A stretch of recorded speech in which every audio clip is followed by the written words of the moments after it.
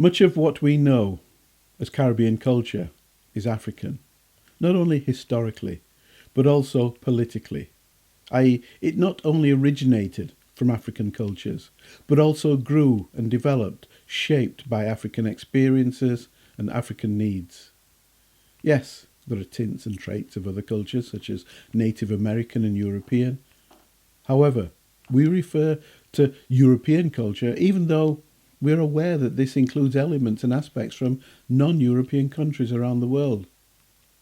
Africans were brought to the Caribbean in huge numbers, eventually dominating the region. The Native American population had been all but decimated by Europeans, and the European population was sparse. Africans arrived as slaves, not as tourists or settlers. They had no physical luggage, so they brought as much cultural, emotional luggage as they could. They were dumped in a region which was to become a prison. Their music, dance, religion, language, etc. helped them to maintain their sanity and any vestige of humanity that they could salvage.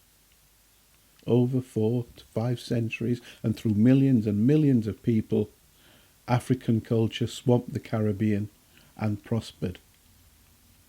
In order to control Africans, slave and plantation owners tried to Europeanize them, forcing them to relinquish their culture. They forced Africans to adopt their language so that they could communicate efficiently. They forced Africans to adopt their religion in order to use the fear of God as a control mechanism. They forced Africans to adopt European names, to adopt European values, essentially turning free Africans into controllable blacks. To counter this, the retention and preservation of African culture became a political act, a tool for self-respect, even for defiance. In their fight to retain their identity, Africans disguised their cultural practices as European. For example, our Caribbean languages come from our African heritage, but we adapted them by using European vocabulary.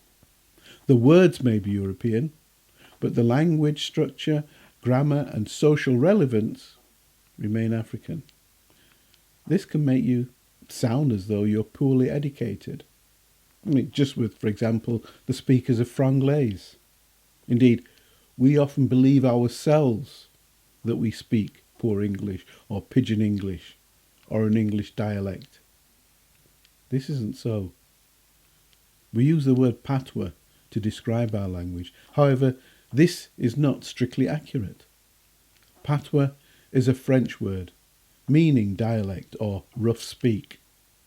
Our language is not a dialect, as it shares no common origin, history, or development with European languages. However, allowing Europeans to think us unintelligent actually gave us an advantage, because they constantly underestimated us.